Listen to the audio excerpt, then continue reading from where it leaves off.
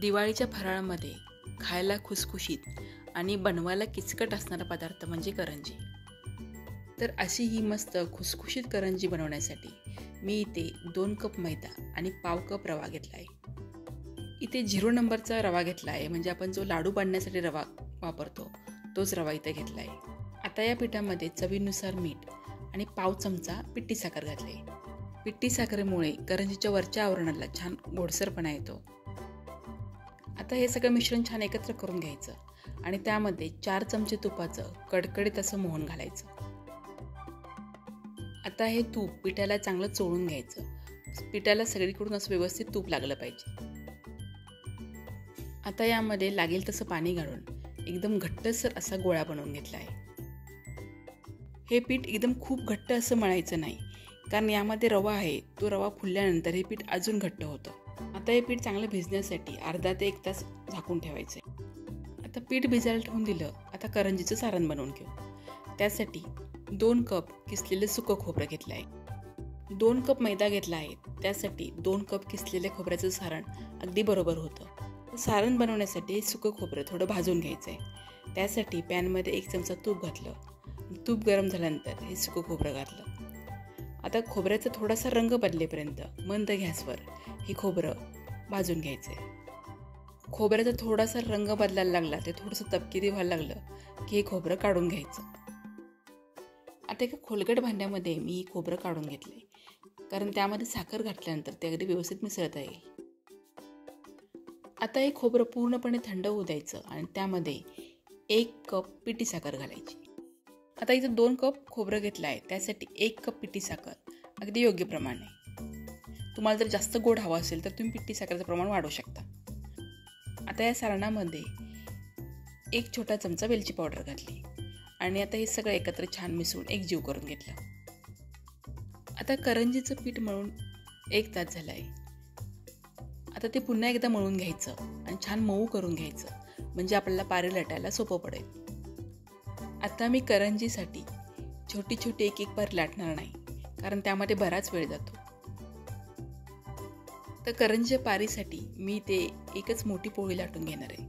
त्यासाठी आपण चपातीला जेवढा गोळा घेतो त्याच्यात थोडासा मोठा मी इथे गोळा घेतला आहे. आता ही पोळी मी एकदम पातळ लाटून घेणार आहे. जशी आपण चपाती लाटतो त्याच्यापेक्षा सुद्धा पातळ लाटायची आहे. पोळी लाटताना सगळ्या बाजूने एकाच जाडीची एकसारखी पातळ पोळी लाटून घ्यायची आहे. काठाला जाड राहणार नाही याची काळजी घ्यायची. आता छानसर पातळ पोळी लाटून झाली की ज्या आकाराच्या आपल्याला करंज्या बनवायच्या आहेत, छोट्या मोठ्या, त्या आकाराचा एका डब्याचं झाकण घ्यायचं आणि करंजीसाठी पारी बनवून घ्यायच्या. फक्त डब्यात झाकणाला चांगली धार असली पाहिजे, म्हणजे या छोट्या छोट्या पुऱ्या अगदी व्यवस्थित कापल्या जातात. आता इथे मी जी पोळी लाटली आहे ती जास्त मोठी नाही, त्यामुळे 4च पुऱ्या तयार झाल्या. जर तुम्ही एखाद्या मोठ्या पाटावर मोठा गोळा घेऊन जर लाटलं तर एका वेळी 6-7 पुऱ्या तयार होऊ शकतात आणि आपलं काम खूप सोपं होतं. जर तुम्ही एकटीनेच कुणाच्याही मदतीशिवाय करंजी बनवत असाल तर हा प्रयोग नक्की करा. आता आपल्या करंजीच्या पारी तर तयार आहेत. आता त्यामध्ये सारण भरून घेऊ. आता सारण भरताना पारीमध्ये जेवढं मावेल तेवढं सारण भरायचं, म्हणजे एकदम कमी भरायचं नाही. कमी भरलं तर करंजी पोकळ होते आणि खायला मजा येत नाही, आणि जास्त भरलं तर करंजी फुटण्याची भीती राहते आणि तेलामध्ये करंजी फुटली तर सगळं तेल खराब होतं. आता करंजीमध्ये सारण भरून घेतलं की करंजी अगदी व्यवस्थित दाबून बंद करून घ्यायची. तर पीठ जर एकदम छान मऊ मळलेलं असेल किंवा छान भिजलेलं असेल तर करंजी चिकटवण्यासाठी पाणी किंवा दुधाची गरज लागत नाही. पण जर करंजी चिकटली नाही तर मात्र दूध किंवा पाणी लावून करंजी चिकटवून घ्यायची. करंजी अगदी काळजीपूर्वक चिकटून घ्यायची आहे, कारण ती तेलामध्ये सोडली तर सारण बाहेर येण्याची शक्यता असते. आता मी या चिरण्याने करंजीचा थोडासा काठ कापून करंजीला व्यवस्थित आकार देऊन घेतला. आता मी जे पीठ घेतलं आहे त्यापैकी अर्ध्या पिठाच्या मी करंज्या बनवून घेतल्या आणि मग त्या तळून घेणार आहे. जर आपण एकावेळी करंज्या बनवून ठेवल्या तर त्या अशा उघड्या ठेवायच्या नाहीत, त्यावर एखादं कापड झाकून ठेवायचं, म्हणजे त्या कोरड्या पडत नाहीत. आता करंज्या बनवून झाल्या तर ते तळून घेऊ. त्यासाठी मी कढईमध्ये तेल गरम करायला ठेवलं आहे. शक्यतो अशावेळी पसरट कढई घ्यायची, त्यामुळे करंज्या एकावेळी जास्त तळता येतात.